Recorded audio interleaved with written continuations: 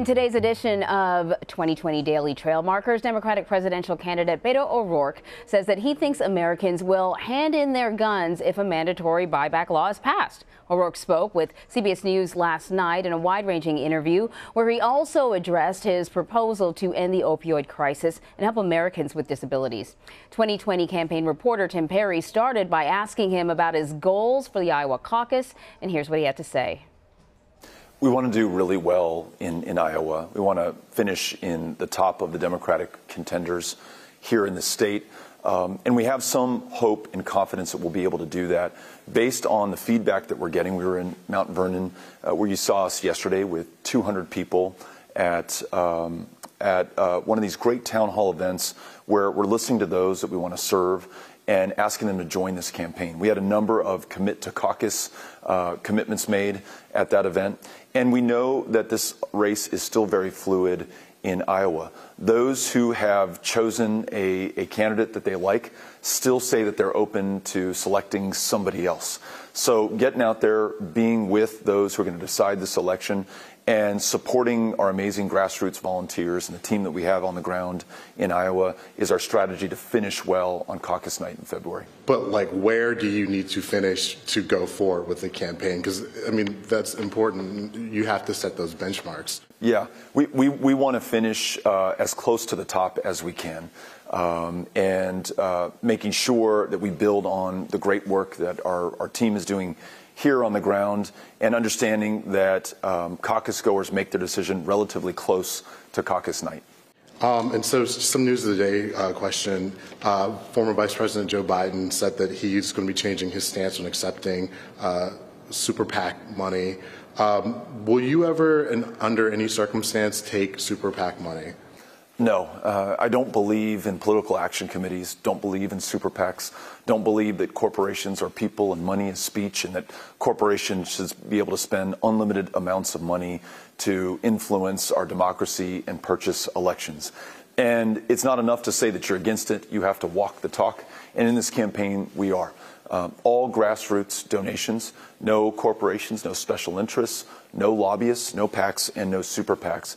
It is the way that we get this democracy back and make sure that our institutions listen to people instead of corporations. And so what message is he sending to the party by changing that stance and by taking that type of money? This is a confusing message for America. I think the people of this country are trying to determine who stands on the side of people when it's a choice between people and corporations. By taking PAC money, by organizing a super PAC, it's going to be hard for the American people to know whose side that candidate is on.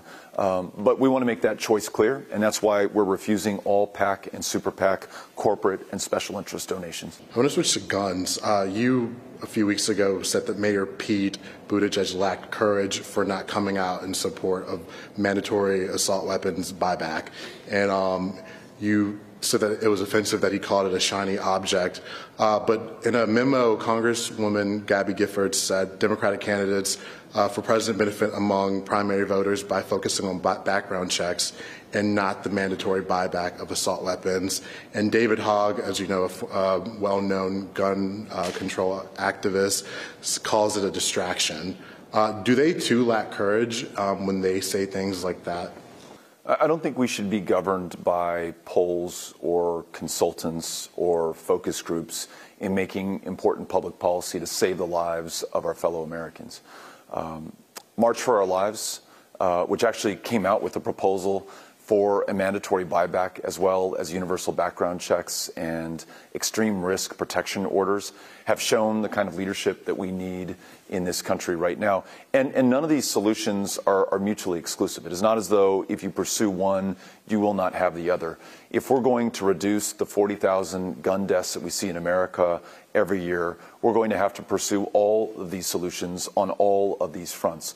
But to constrain what we think is possible based on how popular an idea is or how it polls right now defies the kind of leadership that America needs at this moment. We need to be governed not by polls, but by people who are willing to do what is necessary, regardless of its popularity. But they're not governed. They're more on the activist side. So I would say for those two, would you say that they lack courage for not No, I wouldn't say that at all. I'm extremely moved by Gabby's leadership on this issue, by David's leadership on this issue. In fact, I just attended a forum that they both hosted on gun violence and reducing gun violence in America. So we will work with anyone, anytime, anywhere to make sure that we address this issue.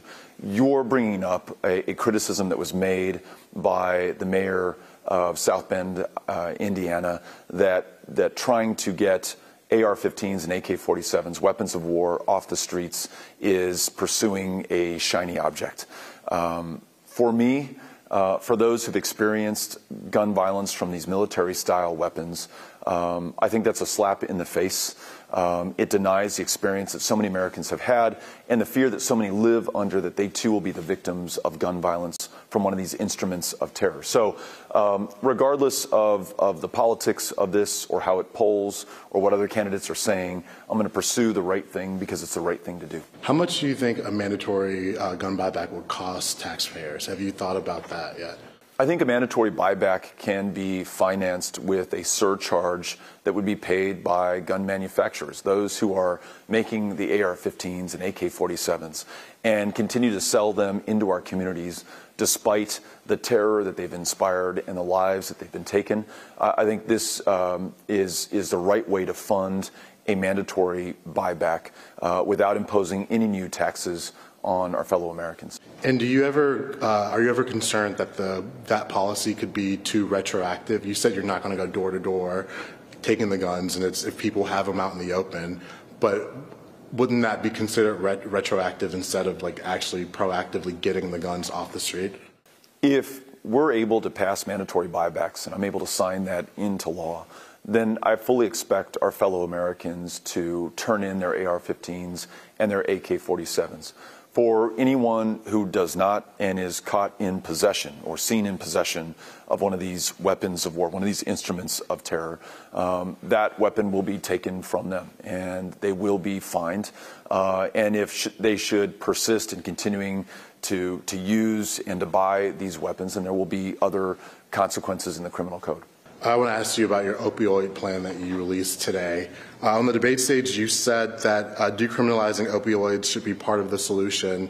That's not in your plan today that you released. Why not?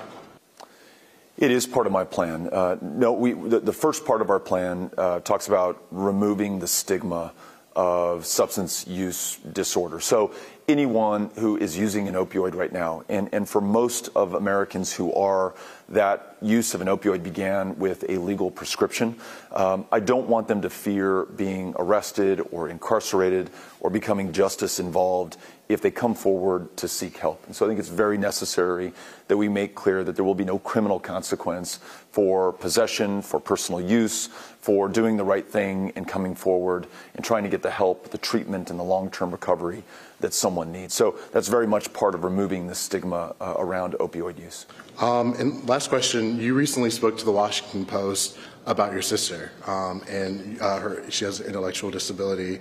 And I know that your campaign at some point will be releasing a plan aimed at some of the Americans who are disabled. How does her story affect how you'll be shaping that plan and that policy? You know, in my sister Erin's case, we learned when she graduated from high school that she was on an 18-year wait list to get state-supported services in Texas for her intellectual disabilities. And unfortunately, that is not the exception in states like Texas. It is the rule that those with disabilities who want to be able to lead independent lives, who want to be able to work or continue their education or vote or be able to take care of themselves are unable to get the help and the support that they need. Very often forced to rely on family members who are unpaid caregivers. It makes clear to me that we need to make that investment in our fellow Americans who have disabilities, remove the barriers that they have in their lives to accessing health care or the ballot box or being able to get a job and being paid the same minimum wage that anyone else is paid in this country, and that the tens of millions who live with a disability in America are very often overlooked or unheard from. It makes me want to elevate their voices and their cause, and to make sure that we make the investments and change the policies so that they can lead their lives to their full potential.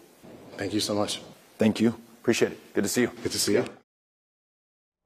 So Tim's joining us now. Tim, you've been traveling with the Beto campaign. You're in Des Moines, Iowa right now. So that was a really wide-ranging interview. You touched on a lot of things. But I did not know about Beto O'Rourke's sister.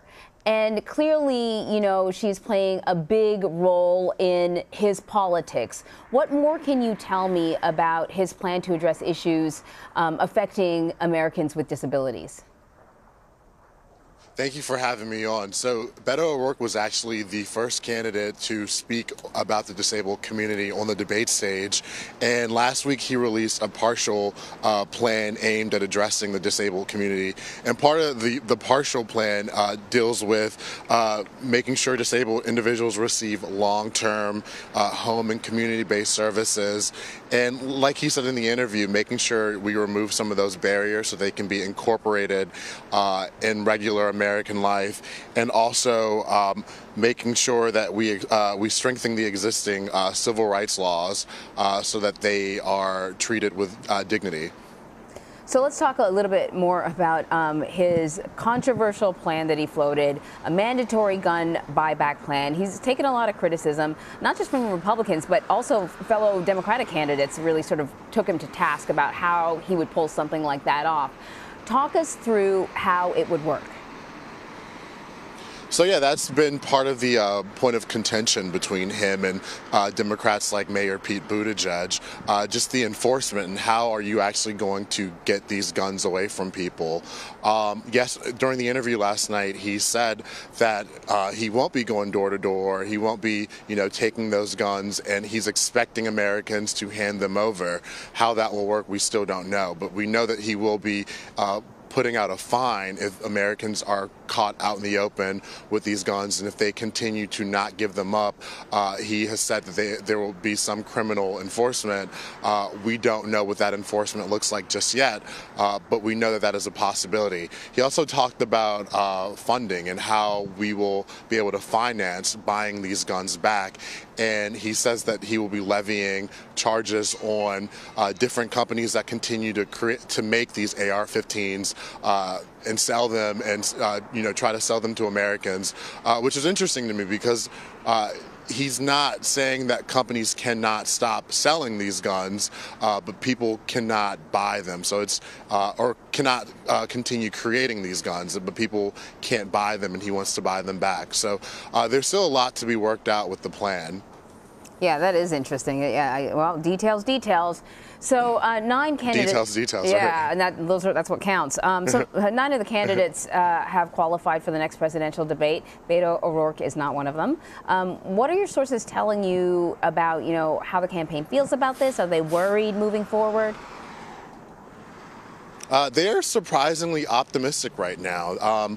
They know that everything right now is kind of out of their power. There's still a few weeks left before the cutoff. I think the date is November 13th.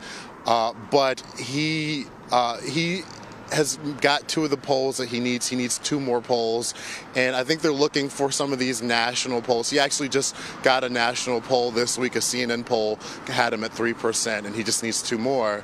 But they're looking at some of these national polls because, as you remember, when he took time off after the El Paso shooting, he changed his campaign strategy, and instead of focusing on these early 4 states, New Hampshire, Iowa, South Carolina, and Nevada, he's going everywhere, and you see him going to states all across the country. And so he's hoping that that tactic will bring him up in some of these national polls and not really looking at some of these state-specific polls. Yeah, well, you know, just because you don't make it to the debate stage doesn't mean you're out, but it sure makes the journey a lot tougher, especially when it comes to fundraising. Tim, thank you so much. Absolutely. Thank you so much for having me. So you can read more about O'Rourke's opioid plan and his gun buyback proposal on CBSNews.com. Coming up.